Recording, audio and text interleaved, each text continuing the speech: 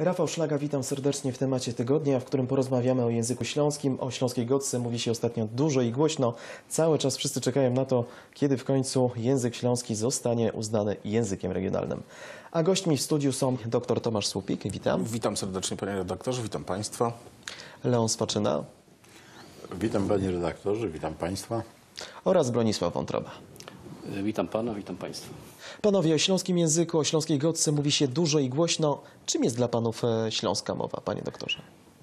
Dla mnie jest czymś ważnym, prywatnym, czymś, co jakby buduje moją tożsamość i z czymś, z czym miałem do czynienia od właściwie urodzenia.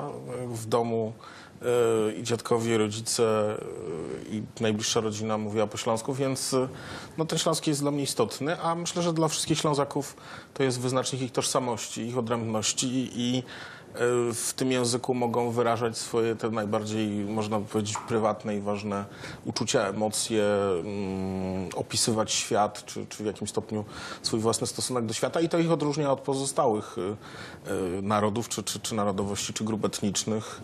A na Śląsku mamy do czynienia z dużym bogactwem, tak? Bo mieszkają tu Polacy, mieszkają Niemcy, mieszkają Czesi, mieszkają Ślązacy, mieszkali kiedyś Żydzi lub mieszkają jeszcze, ale już ich zostało bardzo niewielu. A dla pana, panie Leonie, czym jest język śląski? Ja będę tutaj się starał go dać, chociaż jest to ciężko przed kamerą. I powiem tak, do mnie to Muttersprache, jak go dają Niemcy, czyli język serca. Ja bez tego bych już nie poradził żyć. I staram się go dać doma z dziećmi po śląsku, z moją lepszą połową też, która też poradzi po śląsku, bo jest ślązoczką. Bardziej jeszcze ślązoczką jak ja może.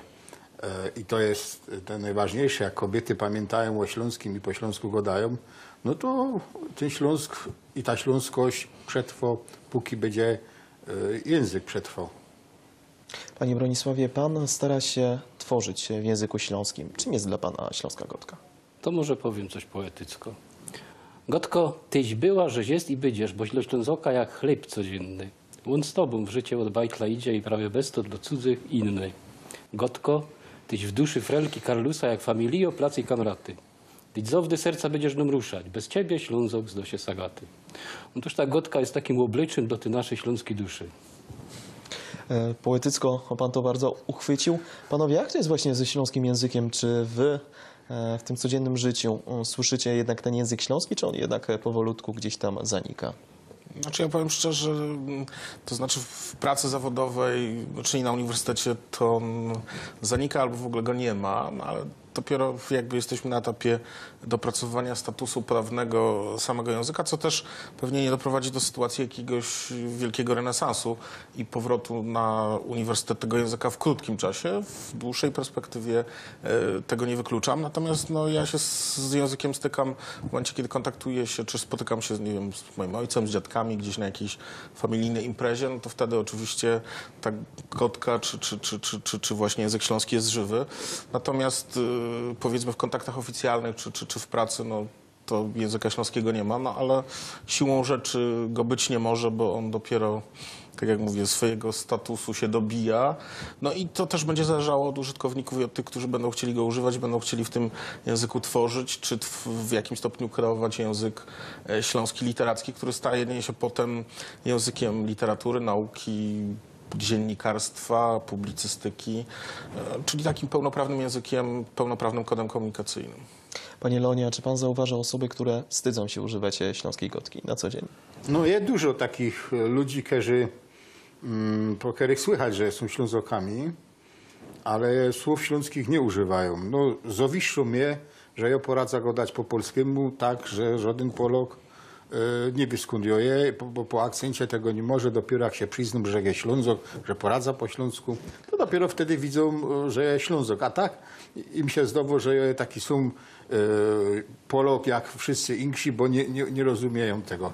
I są takie ludzie, którzy się szczycą tym, że mimo, że są Ślązokami, to już nie poradzą po śląsku, nie mają akcentu śląskiego i co najwyżej rozumią śląski.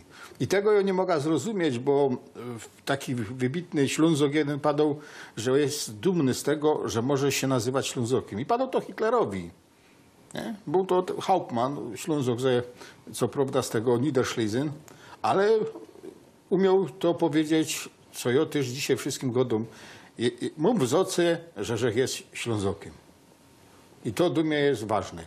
A jak godom kaś poza Śląskiem, to godom tak w tym języku, w którym poradza się dogadać z tymi ludźmi, bo ciężko, żeby tutaj ze mną teraz jakiś człowiek, który nie miał styczności ze Śląskiem, wiedział, o czym my tutaj rozprawiamy, jak godocie ze mną, nie? Panie Bronisławie, pana zdaniem to dobrze, że o języku śląskim mówi się obecnie tak dużo? No, trzeba go dać u nas, trzeba go dać w Polsce.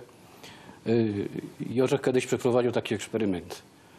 Często bywał na Kaszubach i tam w takiej kaszubskiej szkole, no mam tam nadgeldy takie swoje pomorskie, że kiedyś tam taki depozyt, ale kiedyś, że tam przeczytał Łonich, fraszki, rymowanki Łonich, czyli w Choczewie, Łochoczewie, po śląsku.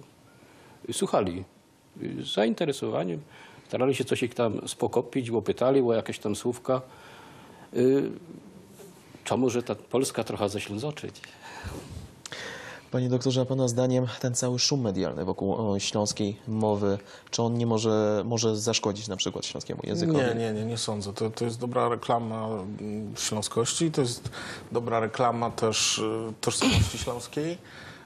I na pewno to nie zaszkodzi, w jakim stopniu pomaga. Oczywiście też różny jest ton i różny jest poziom merytoryczny tych dyskusji. Częstokroć te kwestie, które dotyczą tożsamości kultury, są moim zdaniem zbyt mocno upolityczniane, szczególnie przez przeciwników, którzy od razu tutaj wietrzą czy widzą w uznaniu języka śląskiego pierwszy etap do czegoś, co oni nazywają, nie wiem, separatyzmem, próbą odłączenia się Górnego Śląska, co jak widać z tej naszej rozmowy, ale nie tylko z tej rozmowy, absolutnie nie ma miejsca i coś, co jest argumentem wyssanym z palca i jest takim, można by powiedzieć, brzydkim chwytem retorycznym, który właśnie ma stanąć na drodze do uznania języka śląskiego za język regionalny, czyli przeciwnicy śląskiego czy języka śląskiego posługują się tutaj takim bardzo, można by powiedzieć, perfidnym czy bardzo fałszywym, ale gdzieś tam w Polsce znajdującym odbiór argumentem niemerytorycznym. Właśnie sporo osób stawia znak równości pomiędzy nadaniem statusu języka regionalnego śląskiej Gotce, a autonomią dla regionu Górnego Śląska. Panie Leonie, pan jako działacz Ruchu Autonomii Śląska, kiedy słyszy takie głosy, co pan na ten temat myśli? No ja powiem tak. To jest troszeczkę, my to patrzymy wszystko przez tu na miejscu, na Śląsku, jak to wygląda, bo w Polsce ludzie akurat nie bardzo się tam emocjonują, że chce się tam w coś oderwać, może tam skarżyć z PiS-u albo ten, ale mój synek akurat studiuje we Warszawie i tam nie odczuł od tych swoich profesorów, że jest czymś gorszym, bo jest Ślązokiem, z czym się nie kryje, bo i koledzy mu padali, jak tam pora takich Ausdruków puścił, że on powinien ze studentami, obcokrajowcami łazić na wykłady. Na szczęście nie studiuje polonistyki i fizyka, no i to mu nie zawodzą ten śląski, bo fizyków na Śląsku mieliśmy dość pora, nawet takiego jednego w Żorach niedaleko.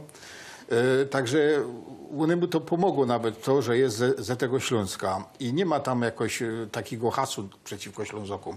Największe przeciwniki śląskości to są tutaj na Śląsku i co czasami są Ślązoki, co mnie akurat boli.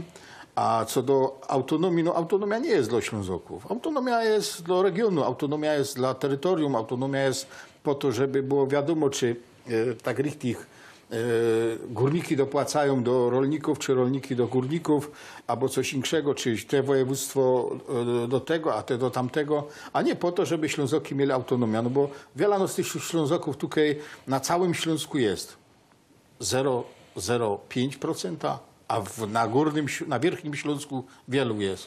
Może 1-3%. Takich richtig Ślązoków, nie? A teraz do tych Ślązoków, ma prawo się czuć każdy, kto mieszka na Śląsku, Ślązokiem. I każdy ma prawo chcieć być autonomiczny. Ja, moja rodzina są autonomiczni. Bo co by to było, jakby nam teraz państwo kazało wszystko oddawać i one by za nas robiło. Nie, my mamy być autonomiczni. Tak, jest rodzina autonomiczna najlepsza, tak, miasto autonomiczne, powiat, czy województwo, czy region, bo lepiej jakby były regiony, nie takie małe województwa, jak są teraz, no regiony autonomiczne. Tak jak to mamy w Hiszpanii, jak to mamy w Niemczech, jak to mamy we Włoszech, jak to mamy w wielu krajach, bo nawet Wielkobrytania w tej chwili się autonomizuje. Szkocja żąda autonomii, tam bodajże Walia też przygotowuje się do tego. Czyli autonomia w całej Europie się odradza. A nasz prezydent godo, że to jest anachronizm. No może w wydaniu rosyjskim tak, ale w wydaniu europejskim autonomia jest czymś, co stanowi o nowoczesności, o przejrzystości przepływu pieniądza, o przejrzystości stosunków Mazowszan do Ślązoków, Ślązoków do Kaszebów i tak dalej, i tak dalej. No, ja uważam, że tu nie mogę być coś takiego, że stawiać śląskość i język śląski na równi z autonomią. To są dwa odrębne byty i tego nie należy łączyć. Ja jestem też członkiem Stowarzyszenia Osób Narodowości Śląskiej i bardziej bych tu dzisiaj chciał być widziany jako człowiek tego stowarzyszenia, bo dotyczy to języka, dotyczy to nacji. Więc tego, a jak będziemy go dali autonomii, to będę pięknie mówił po polsku, żeby Polacy wiedzieli, o czym ja tak tu teraz przed chwilą powiedział. A pan, panie Bronisławie, widzi znak równości pomiędzy autonomią a nadaniem statusu języka regionalnego śląskiego odce? Na Śląsko-Gotka mamy długo, nie? Wieki. A autonomię to my mieli tak po prawdzie po raności roku, ja? Na Śląsku. No to już nie idzie tego dawać jako znak równości. Ale autonomia to jest idea autonomii, która wyłazi prawie z Górnego Śląska, jest bogactwem czy naszej Polski. To jest właśnie to, co prawie może ta Polska podźwigać. Już się godo, że autonomia nie, samorządność, już się, bo o tej samorządności się jakby trochę zapomniało, nie? Już się godo. No, autonomia to jest 100% samorządności, ja? No, jak będzie tej samorządności, bo ta idea autonomii wyrosta z Górnego Śląska i jak dzięki temu ta samorządność będzie, wzrośnie, to już jest profit. I to już jest profit dzięki temu, że żywo jest idea autonomii, bo inaczej to my się będziemy durć tak robić, centralnie, wszystko w Warszawce. Także trzeba się cieszyć, że Polska w swojej historii miała autonomiczne województwo śląskie i dzięki temu może i we proficie będzie samorządność, a tako wszyscy my i zusammen Polska, bo nie ma sprzeczności. Idzie się wadzić, czy to ma być państwo unitarne, czy państwo federalne. To są dwie drogi, które obie są dobre. No ja też należę do tych, że ja bych wolał federalne, bo to jednak tej autonomii w regionie jest zawsze więcej, tej samorządności jest zawsze więcej. No i ja jest za tym, ale co będzie? No czas pokorze. Pan Tarei. Panowie, odnosicie czasem takie wrażenie, że niektóre ugrupowania polityczne boją się Śląska? Nie, doktorze? No na pewno, ja powiedziałbym szerzej, że nie tylko boją się Śląska, ale ten strach, ta bojaźń wynika z tego, że nie znają Śląska. No tutaj najlepszym i takim, można powiedzieć, wymownym przykładem oczywiście jest PiS. Jako takie ugrupowanie narodowo, można powiedzieć, katolickie. Widzi Polskę jako kraj unitarny i widzi Polskę jako kraj jednolity i jakaś odrębność czy odmienność wzbudza podejrzenia i w jakimś stopniu to ugrupowanie jest jakby najbardziej, można powiedzieć, wrogie, nieprzychylne tej idei. Platforma Obywatelska zachowuje taką dwuznaczną postawę, można powiedzieć, ale też w samej Platformie Obywatelskiej nie widać specjalnie osób zainteresowanych. Raczej obserwujemy albo właśnie strach, który płynie z niewiedzy, albo nielicznych adwokatów sprawy śląskiej, którzy w jej strukturach mają niewielką siłę przebicia, albo jak to się mówi, siła złego na jednego, prawda? Zobaczymy ten test z tej odpowiedzialności i znajomości spraw śląskich i przychylnego stanowiska dla chociażby sprawy języka, będziemy mieli teraz, to znaczy pierwsze czytanie nowelizacji ustawy o języku regionalnym. Zobaczymy, jakie będzie głosowanie, jak będą głosowali posłowie Platformy i wtedy przekonamy się właśnie na tym takim najbardziej, można powiedzieć, praktycznym przykładzie, jaki jest ich stosunek. Natomiast pozostałe ugrupowania PSL, przypuszczam, że jest im to obojętne, ale raczej też w swoim